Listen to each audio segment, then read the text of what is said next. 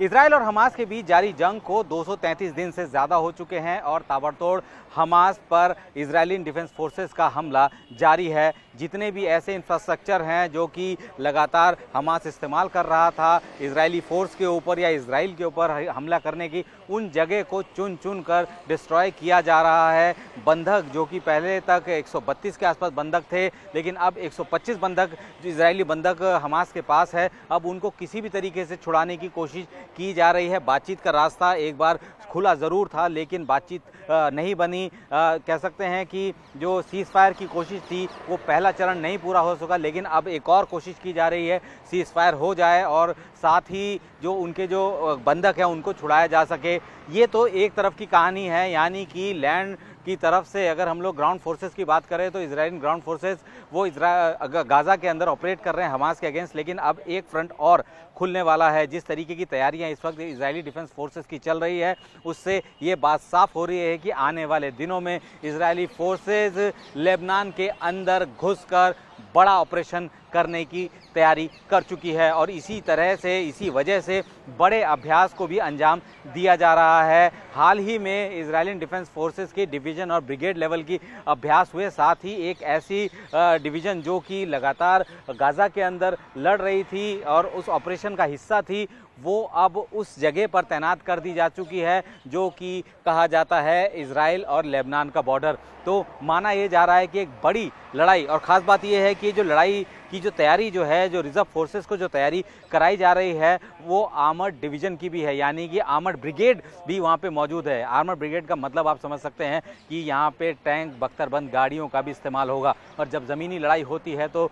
यही इकलौते ऐसे जो उपकरण होते हैं या ऐसे साजो सामान होते हैं वही ज़मीन पर अंदर तक जाते हैं और वहाँ पे लड़ाई को शुरू करते हैं। जिस तरीके से हम लोगों ने देखा कि जैसे ही गाज़ा में ग्राउंड ऑपरेशंस को स्टार्ट किया गया तो किस तरीके से बख्तरबंद गाड़ियाँ, टैंक्स वो लगातार गाज़ा के अंदर घुस रहे थे और वो धीरे धीरे जो उनका जो दायरा है उसको श्रिंक कर रहे थे। कोशिश यही भी की जा रही थी कि किसी तरीके कोलेटरल डैमेज ना हो, इसका भी पूरा ख्याल इजराइल डिफेंस फोर्सेस की तरफ से रखा जा रहा था। लेकिन जंग है, जंग में इस तरीके की स्थितियाँ तो होंगी। लेकिन लेबनान में अगर अंदर घुसकर हिजबुल्लाह, जो कि दुनिया का सबसे सफिस्टिकेटेड हथियारों से लेस आतंकी संगठन है, जिसके पास 1 लाख से ज़्यादा सैनिक मौजूद हैं, वो अब लगातार, और जिसको कि ईरान का भी सपोर्ट है, तो वो अब लगातार इजरायली फोर्सेस पर और इजराइल पर ताबड़तोड़ मिसाइलें दाग रहा है। और इजराइल के पास अभी तक एक यही ऑप्शन है कि वो अपने यूएवी से उन सारे लोकेशन को चूज़ करता है जहाँ से कि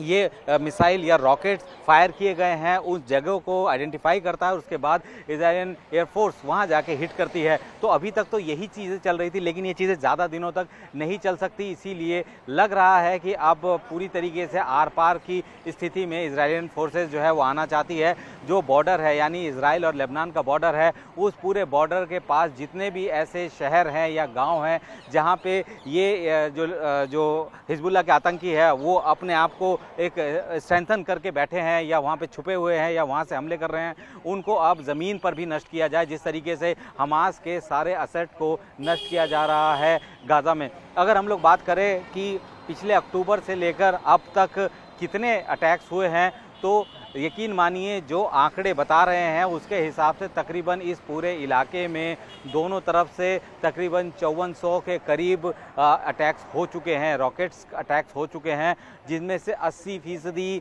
जो अटैक्स हुए हैं वो इजरायलियन फोर्सेस की तरफ से। तो यानी एक बात तो साफ है कि इजराइल किसी भी तरीके का कोई भी ऐसा ऑप्शन नहीं छोड़ना चाहता कि वो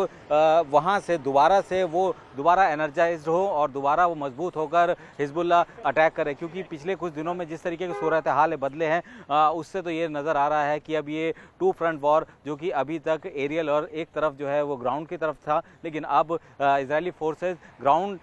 जो ऑपरेशंस जो है दोनों तरफ, ऑफेंसिव ऑपरेशन दोनों तरफ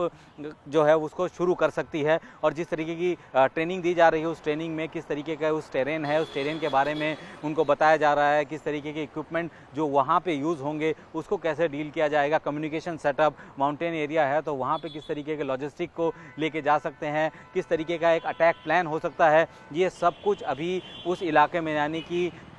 नॉर्थ इजराइल में ये अभी चल रहा है और डिवीज़न लेवल और ब्रिगेड लेवल के अभ्यास हुए हैं, जिसमें हर एक बारीकियां बताई गई हैं कि लेबनान का वो हिस्सा जहां पे सबसे ज़्यादा आतंकी, और ख़ास बात ये भी है कि वो भी इलाका कई सारी जगह ऐसा है जहां पे हाईली बिल्डअप एरिया है, क्योंकि ज़मीन की लड़ाई के लिए अगर ज़मीन के आमने सामने की अगर लड़ाई हो तो वो जीतना बहुत ज़्यादा मुश्किल नहीं होता, लेकिन जब भी आप किसी अर्बन एरिया में किसी ऑपरेशन को अंजाम देने जाते हैं तो वो सबसे बुरी लड़ाई के तौर पर देखा जाता है, क्योंकि वहाँ पे रेशो 1:9 तक चला जाता है। यानी कि अगर जो अटैकर्स है, यानी कि अगर मसलन इजरायली फोर्सेस अगर अंदर जा रहे हैं और हिजबुल्लाह के आतंकी किसी बिल्डिंग में छुपे हुए हैं, तो एक आतंकी को मारने के लिए इजरायलियन फोर्सेस को अपने 9 से 12 सैनिक खोने पड़ सकते हैं, क्योंकि उनके पास एक परमानेंट डिफेंस है, वो एक छुप के वार कर रहे हैं। उनको पता है कि वो सामने से आएंगे तो किस तरीके से वो उनको टैकल करे, और यही सब चीज़ें अब इन सैनिकों को जो रिजर्व फोर्सेस हैं उनको सिखाई जा रही है। ख़ास बात यह है कि जो एक ब्रिगेड जो कि गाज़ा में स्टार्टिंग से जो है ग्राउंड ऑपरेशन जिसने शुरू किया था, अमर ब्रिगेड, उसको अब उस जगह पर तैनात कर दिया गया है और उसे ऑपरेशनल तैनाती की गई है। यानी कि जो ब्रिगेड अंदर घुसी थी गाज़ा में, वही ब्रिगेड अब उसकी जिम्मेदारी शायद बन रही है कि वही ब्रिगेड अब अंदर जाएगी लेबनान में भी। तो ये एक तरीके से फिर से 2 फ्रंट वॉर, जो कि अभी तक कह सकते हैं कि 1.5 फ्रंट पे ही चल रहा था, यानी कि एक तरफ एरियल भी स्ट्राइक चल रही है, एक तरफ ग्राउंड स्ट्राइक भी है हमास के खिलाफ, तो दूसरी तरफ अभी तक एरियल स्ट्राइक ही या एयर स्ट्राइक ही चल रही थी हमास के जो लेबनान में हिजबुल्लाह के खिलाफ। अब वो भी इंटेंसिफाई हो सकता है। आने वाले दिनों में इजरायली फोर्सेज लेबनान के अंदर घुसेंगी और घुसकर फिर वो अपने ऑपरेशन को अंजाम देगी। ऑपरेशन सिंपल सा है कि जहाँ भी हिजबुल्लाह का जो भी ऐसा असट है, जो भी इस तरीके का उनका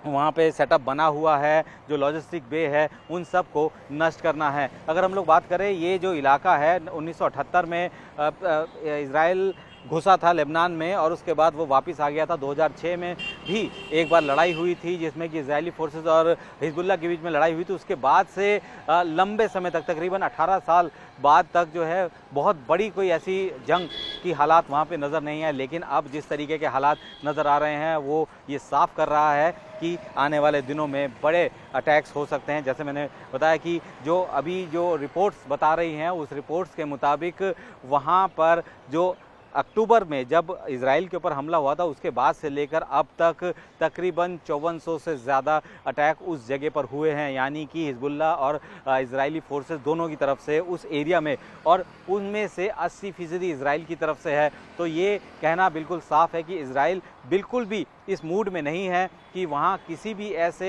टेररिस्ट इंफ्रास्ट्रक्चर को रखा जा सके, छोड़ा जाए, जो कि वो वापस उनकी तरफ कह सकते हैं कि उन पर निशाना साधे या उनको और ज़्यादा मुश्किलों में डाले। इसीलिए अब दोनों तरफ से ग्राउंड क्लियर किया जा रहा है। एक तरफ गाज़ा में हमास को समेटा जा रहा है, राफा की तरफ से ऑपरेशंस कंटिन्यू अंदर जा रहे हैं। हालांकि कैजुअल्टी भी हो रही है। खबरें ये भी थी कि कुछ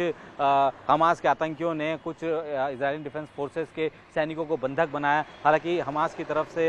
ये बातें ज़रूर कही गई, लेकिन इजरायली डिफेंस फोर्सेस की तरफ से ये बात साफ कर दी गई कि इस तरीके का कोई भी ऐसा इंसिडेंट नहीं हुआ है। हालांकि उसके बाद ही ये बात सामने आई कि 2 इजरायली सैनिकों की मौत हुई। तो बहुत सारी चीज़ें अभी ग्राउंड पे हो रही है और इजराइल अभी नहीं चाहता है कि किसी भी तरीके की और सिचुएशन ख़राब हो या एक बार फिर से हिजबुल्लाह जो है वो उनके ऊपर अटैक करे, ख़ास तौर पे कि उन सब इलाकों से, क्योंकि हर एक रॉकेट और मिसाइल की एक पर्टिकुलर रेंज होती है। तो उनके सामने सिर्फ एक ही ऑप्शन है कि उस रेंज तक के सारे इलाके को क्लियर कर दिया जाए। हालांकि जो लेबनान और इजराइल के बॉर्डर पे जितने भी लोग रहते हैं वो अपने घरों को छोड़कर जाने को मजबूर हैं। पूरा इलाका जो है वो रॉकेट से फायर से ध्वस्त हो चुका है और अब जल्द ही और भी तेज ऑपरेशन होगा, क्योंकि अब इजराइल ने ठान लिया है कि गाज़ा के बाद वो अब लेबनान में घुसने के लिए पूरी तरीके से अपने फोर्सेस को तैयार कर रहे हैं। और अब तक जो एरियल स्ट्राइक हो रही थी अब वो ग्राउंड स्ट्राइक में तब्दील होगी।